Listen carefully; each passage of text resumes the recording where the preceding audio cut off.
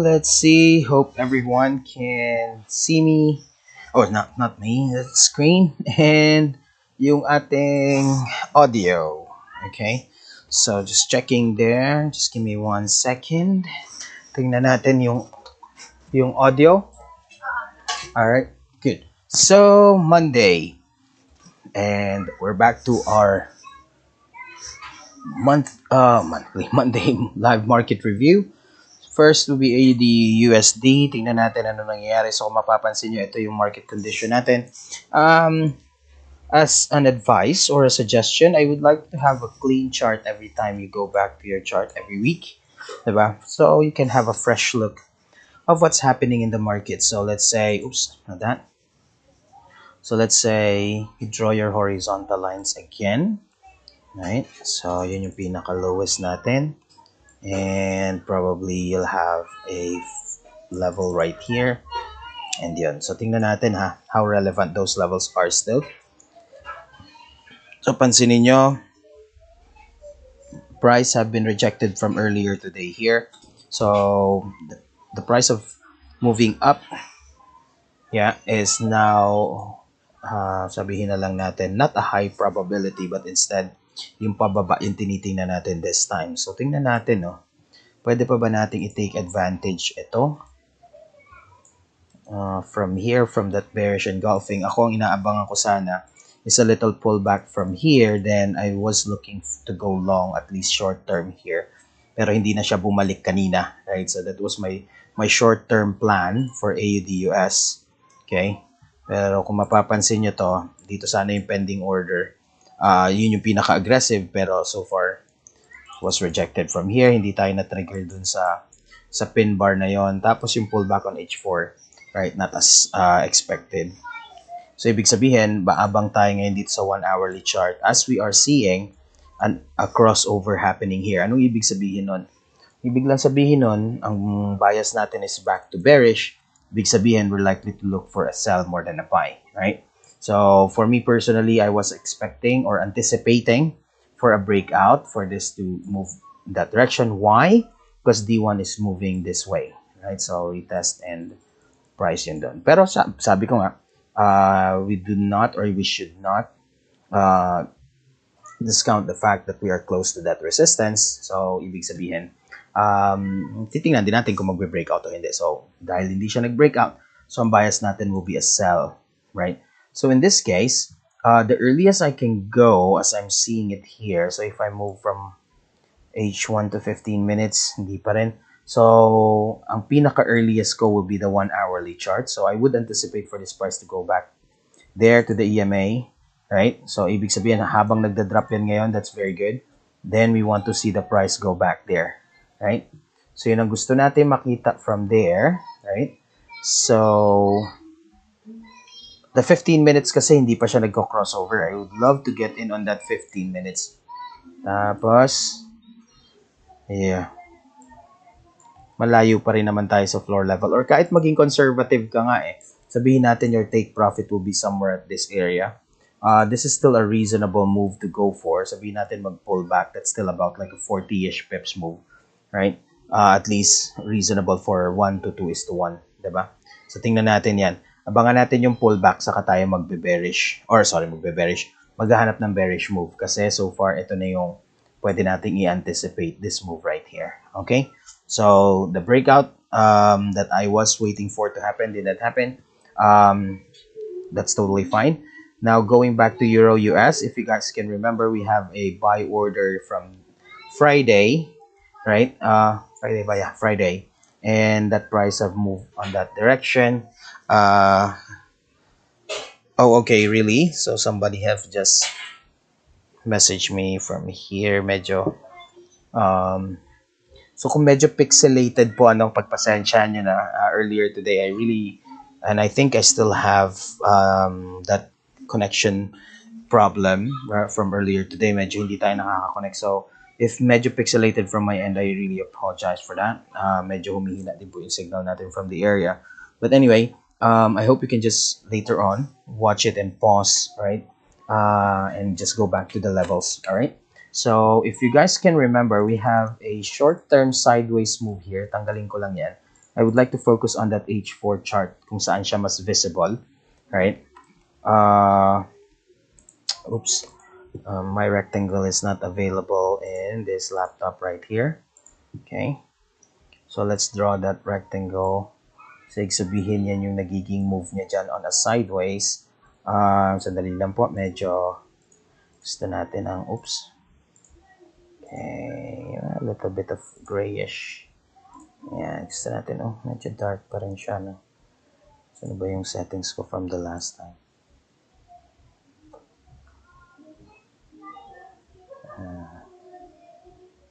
Dim gray. Yeah, I think I find that better. So, ibig sabihin, we have this buy order from here to here. So, kanina umaga nag-push na siya.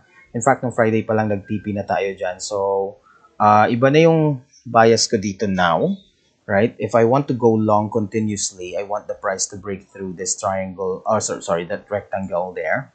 Tapos, how far can it go?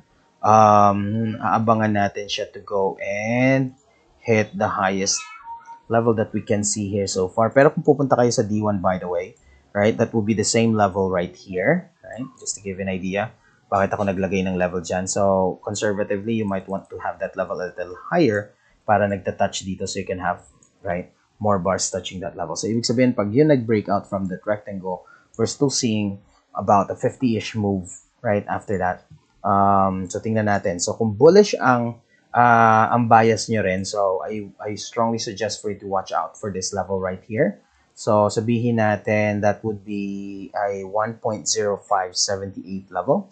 Right? Kung kaya nyo mag-break out dyan, then well and good. Alright? And at the same time, if your bias is bearish, right, what I want you to look into is this possibility as well. Again, I'm not forcing you to take this trade blindly. Because again, anything or everything that you will be discussing on this session should be taken as a general commentary, or in other words, this is purely for educational purposes only and should not be taken as a financial advice, all right? So, if I am to consider this sideways move right here, we are now actually sitting at that resistance. Then, nandun na rin tayo sa overbought level. So, ibig sabihin, if your bias is bearish, I'm seeing the same thing too if I look at this way, right? Or I look at it this way. So, ibig sabihin, with the help of that indicator, right, ang sinasabi niya lang sa akin, yes, right, with the ceiling or the price hitting the ceiling, then bearish is the next possible move, right? So, ibig sabihin nun, we'll be looking for a sell. Now, if you want to be more conservative, you might want to wait for those EMAs to cross over on the H1 chart. Kasi, syempre, on H4, that's not really possible yet if you're waiting for it to happen tonight. Or possibly the 15-minute chart. Okay? So, yun ang titingnan natin. Again, if you're waiting for the price to go bullish, I strongly suggest for you to wait for that triangle to be broken, or to be certain with the resistance, or to be exact with the resistance level. I have it on my 1.0579 as I can see it here, right? Tapos saka lang ako maghanap ng buy. Pero given the scenario now, the decision is still leading towards having a sell instead. So yung bias ko is gearing towards having ito na sell. A 1:1 setup is what I'm looking at right now as a possibility. So if I am to take a trade here, let's say, let's go for a pending sell stop. Okay, my entry price is likely to be placed at 1.05507. Oops, sorry. Yan, tama na. 55007. Tapos stop loss natin at least on 1.05951. Okay, take profit for a 1:1 is 1.05062. So sinasama natin yung fifth decimal point. And the expiry will be very, very close to tayo sa entry price. Okay, 1600 will be just in a few minutes from now. Okay, so let's go and place that order. Okay, so we're waiting for this previous bar to be broken to show us that move bearish. Again, just a reminder, we are not selling because of these EMAs right here. Definitely not. Just to avoid confusion, let me remove that from here. Okay, don't want to see that on my 4 hourly chart. So just in case you'll be trading with the EMA, you might want to see this crossover again. Ulitin ko po sa 1 hourly chart or the 15-minute chart. So ibig sabihin on that 4 hourly chart, we're waiting for that first reversal. Yeah, tingnan natin if the market will move in our favor. So just want to give you a little insight right here. Ito medyo mas bumagal yung pagtaas niya. I'm still assuming the possibility of a breakout. There's two. Kaya nga sabi ko, if I'm setting my stop loss there, that's a sign for me to reconsider my position. Baka pwedeng mag-buy tayo if hindi mag-trigger itong trade na to. Baka mag-breakout siya towards breaking the rectangle, in other words. Okay? So tingnan natin how it goes for the rest of the evening. And again, please take this trade with a grain of salt. Do not just go and blindly follow it. My advice again for everyone is review the trade. If you don't agree with it, you're not forced to take it. Okay? Please apply trader's discretion.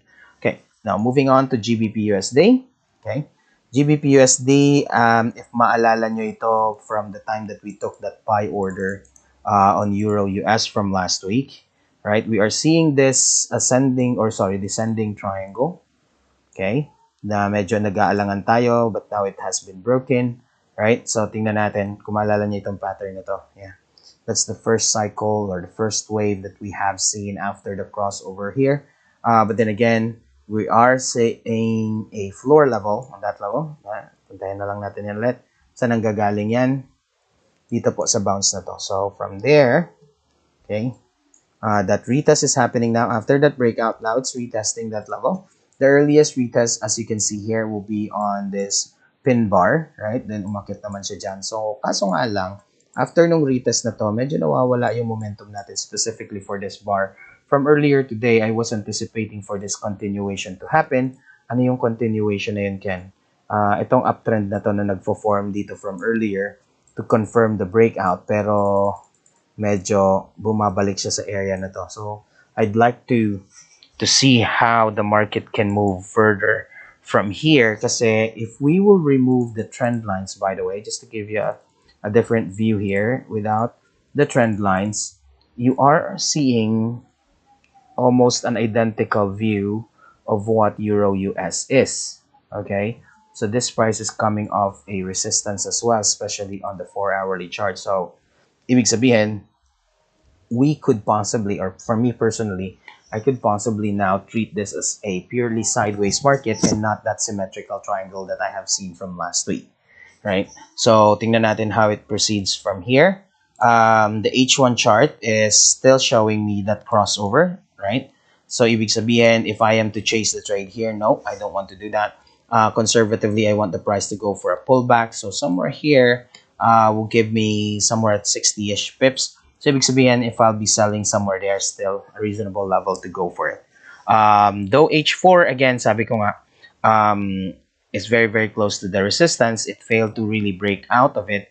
Kaya my bias is more of a sell than a buy, right? I really wanted to see that breakout as well kasi nga sabi ko, as I've seen this from last week, it's a symmetrical triangle. And as you know, yeah, if the market breaks from that symmetrical triangle, kung ano yung level na break niya, in most cases, it will take the move, right? Kung saan siya una nag-break, right? So, kunwari, yung upper trend line ng binrake niya, so bullish yung anticipated na move. But of course, di naman sinabing in most cases na ganun yung nangyayari, it's definite. There are some cases na kahit na break niya yan, it could still possibly go back, right? Mas mataas nga lang talaga yung possibility na pag nag-break siya doon, right, magtutuloy-tuloy. Pero in our case now, we are in the scenario na hindi most cases, but some cases instead, right? So let's see how it can play out for the rest of the evening, if not the whole week.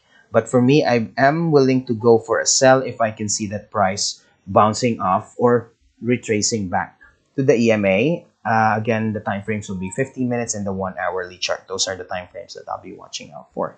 All right.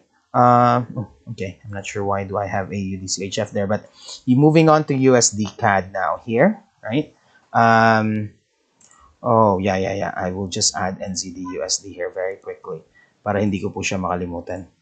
Alright, but USD CAD muna, since that's the next chart that we have there. So USD CAD as anticipated for that short-term move, yeah, from last week. Papansin nyo, ito yung ina-anticipate ko doon, pero right, we were positive at a point, tapos nag-negative siya doon. So, ibig lang sabihin, tinuloy niya po yung nakita din nating head and shoulder pattern, right? So, kung makikita niyo yan, bumalik na siya doon. To be very, very simple with the illustration here, ito po yung head and shoulder pattern. I'm not sure if you're familiar with that pattern, but yeah. But of course, we were anticipating for that price to continue still towards that direction, pero bumagsak siya noong Friday, right? So, kaninang umaga, right, after that drop, there's a little gap here, then it was corrected. Now, the price is trying to go back up there. So, ibig sabihin, right? So, kung makikita nyo yung analysis natin of crossover correction back to the EMA. Yeah, back to the EMA. So we're seeing a potential downtrend continuation now. But of course, I cannot discount the fact that I again see a floor level here na pwedeng mag-stop ng trade ko. Pero just to have a clean look or a fresh look of what's going on now, should I keep that? Yeah, I think I would like to keep that level.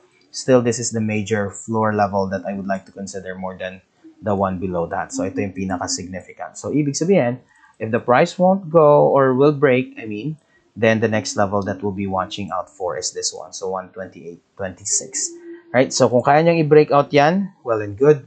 Yeah, we'll be on a short position for USD CAD for the next couple of days or the remainder of the week. Tingnan natin how it can play out. Pero, kaka-pullback niya pa lang, I don't want to go and sell here right away. So, tingnan natin. The H1 chart is likely to go up there, pero ang susundin ko po, personally for me, will be the higher time frame. So, if there will be a chance that we can find a buy position, that will only happen, at least for me, if I see those EMAs crossing over. So, ibig sabihin, orange should be above the blue if I will take that buy order. Same thing with the 15-minute chart. So, may nakikita man tayong potential reversal there, but if I will follow the trend, I will wait for those EMAs to point in the direction where I want them to point towards to for a bullish run. But in case it will not, my H4 chart is still looking to go short, right, for the next couple of days, right? So that's my take on USD CAD. Jumping on USD CHF. If you guys can remember, we are, right, looking into this level now as our floor level. So sabi nga natin galing dito sa ano na to, sa area na to. Okay? We are now looking into the possibility of price bouncing off that level. So just out of curiosity, I would like to see if we'll take this as the major resistance right there and we'll take it as this lang. Right? Papunta doon, I mean. So I'm just curious to how this stochastic oscillator be helpful for us. Look at that, a beautiful confirmation that the price is coming from the overbought, then price is likely to go there. So, ibig sabihin, pag nag-break yan pababa, I will definitely, need to disregard my stochastic oscillator because it will be giving me a conflicting analysis. So, in that case, possible buy order here. Ayokong delete yan, but instead, adjust lang natin yung visibility, right? So, on the daily chart, we're not seeing an uptrend or a downtrend here. I would like to take this as a potential sideways move. Well, though for some you have already confirmed that this is sideways, so ibig sabihin, buying from the floor is still the highest possibility, right, that we could have on this setup. So in that case, we'd like to take the buy order right there. Yep. Let's see. Let's just adjust this a bit. Oops, not that. 0.5. Okay, pending order will be my buy stop right there, 0.96, oops, 9645. Stop loss would be 0.9496.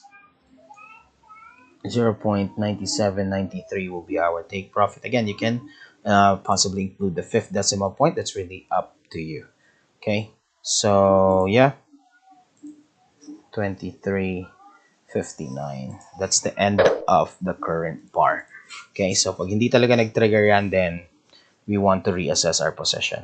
Okay, So that's a 1:1. So ibig sabihin, if we want to add a new position there, or we want to like scale into that, crossover on the EMA is highly suggested for you to like have first. So that's what's actually happening on the 1 hourly chart. So if you want to go in and be involved with that early buy, sa akin is I would like to see that pullback here first after that new crossover. 15 minutes is doing the same thing. So for this oversized bar right here, okay, for the last few bars that we're seeing, okay, though it's just 37 pips pero hindi siya yung normal na bar. So I would like to see a pullback here before we buy again. So far, as far as the setup is concerned, I find it still better to set the trade on D1 more than other time frames. Okay, so that's just a look on USD CHF. Looking on USD JPY, and as we have expected, all right, oops, tanggalin natin to ng konti. Price is still staying above that 134 level, right? Our pin bar is now confirmed if you guys got in there. So at least you got in on the entry price already on the daily chart. If you got yourselves on H4, I'm not sure how you find your entry price. If you got in from the floor, you should be up by about 58 pips now. If you're on the 1 hourly chart, kaka-crossover niya lang. Ang pinakang unang crossover was this one. Okay? So, we might anticipate or expect, sorry, excuse me, for a pullback before a continuation. Yeah, especially on the lower time frame. So, ibig sabihin, it's quite normal for you to see this price drop again before bouncing up once more. All right? So, yun ang mga kailangan nating abangan. All right? On the daily chart, we are seeing that pin bar being confirmed, right? So you're breaking out of this one already. So we want to see how far this can go for us. So that's our dollar yen. And of course, with that move happening, you're seeing that gold after that big gap from earlier today. You can see that correction happening already on gold. Oops, it's not loading from my end. I'm not sure why. Let's have a refresh. Sandali nga po. Reload lang natin si gold, no? Parang ayaw ko palipatin na ibang time frame. Not sure. I think this is the internet again. Acting up. Ayun, no? Ayaw niya po talaga ako mag-move doon. Yeah, it usually happens if we have a little bit of a challenging internet connection. I hope you guys still have a good audio from my end, or you're hearing me loud and clear as well. Right? Pero, yun na nga. Ayaw niya ako mag-move. So, I will leave it as is. Muna, balikan natin to later part of the week. Alright? Or if you wish to have an update on that, I will go back and post something there as an update on our Trader's Guide into Forex Facebook page. So, you can find the update there too. Alright? So, ayaw niya kasi mag-load. I apologize. I've been experiencing not so good internet connection today, pero yeah, I'll give you an update on that Facebook page that we have. All right, for the people who are into Bitcoin, still it's holding on to that level. We want to see how this EMA, yeah, resistance can hold that level. So pag hindi talaga, we would like to see that soar back up to somewhere at 29 first, right? Para itest yung level na yan. So pag hindi, we might see this price coming back down to at least 16,000 if the sellers can't really, or the buyers I mean, can't really hold those levels, then possibly the sellers will dominate this move to up until what level. The 16,000 was the first thing I have seen.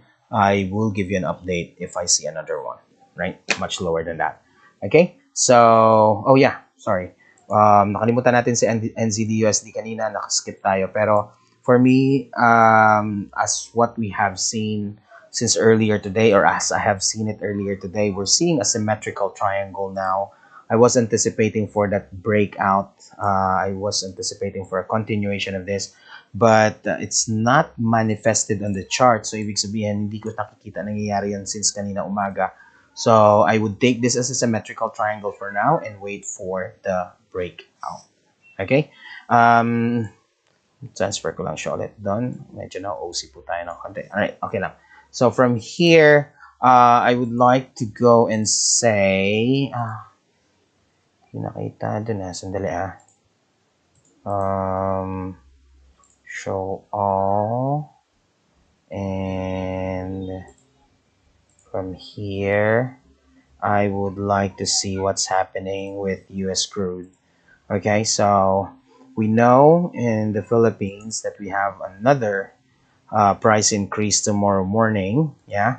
Um, Fortunately, okay, that's the reality of things.